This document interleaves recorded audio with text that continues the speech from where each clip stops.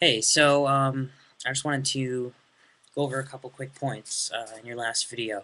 Um, if I get you right, your main point was that science is not some separate entity within civilization.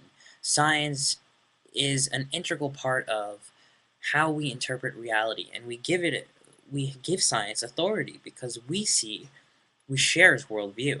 So if we really want science to change, we can't point the finger at it. We have to change ourselves. We have to challenge ourselves to start thinking in new ways, and it's very true.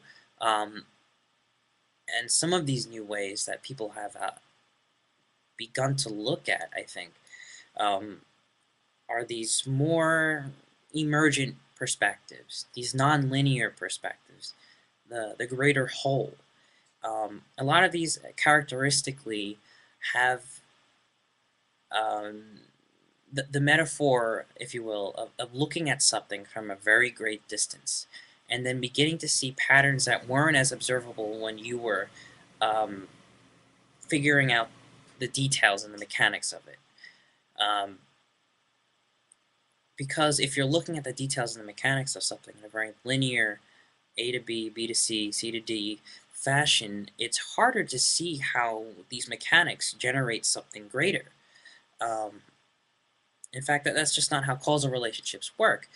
But as you mentioned, seeing things like that, of course, it's very limiting. It doesn't give you the whole picture, and it shouldn't be seen as the only valid reality.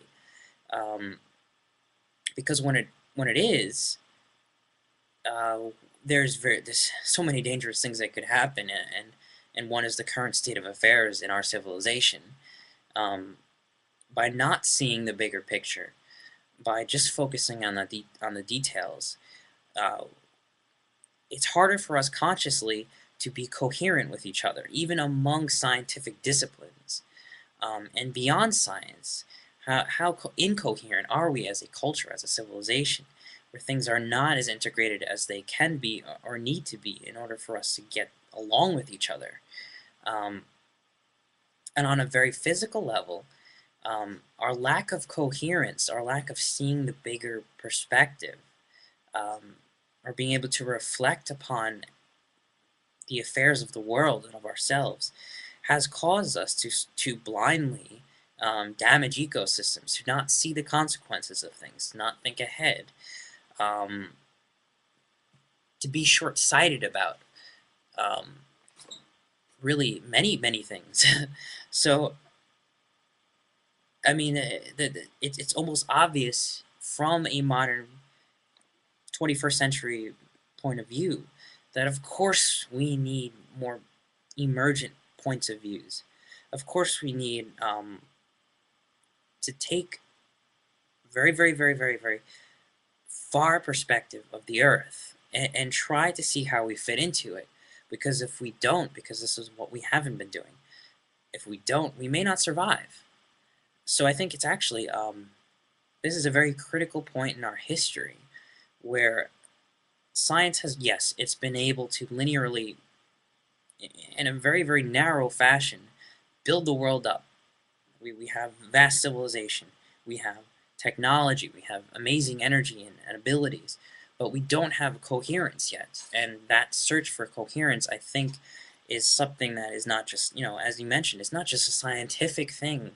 It is deeper than that. Um, it is something at our core, at the core of human understanding, that needs to shift so that science can then become a tool of that greater perspective. And I think, if I understand you correctly, I do think you're agreeing with me here that, of course, science isn't a fragment that we have to point the finger at and be like, you guys, you scientists, you have to grow up and start thinking non-linearly. Um, Non-linear is almost a byproduct of trying to see a bigger point of view, trying to see that an ecosystem is multilinear. There's so many different facets of how it comes to be and how it emerges. So it's, in a word, four-dimensional. Uh, Four-dimensional thinking is reflecting upon time and space, or a more distant, a more reflective ability to not just break down, but to build up, to see how things come together and animate the universe. Um, four dimensionality is kind of like seeing the whole or whatever. I mean, there's so many different descriptions for it. But we've been living in a very three-dimensional world, embedded in it, infused in it. To consciously go to consciously reflect on it is a four-dimensional ability, is a four-dimensional reflective, a perspectival ability that hopefully a future civilization can flourish in, but ultimately it begins right here and now with us. So yeah, thanks for your video. Enjoyed it very much. Please post responses here or make a response video if you like.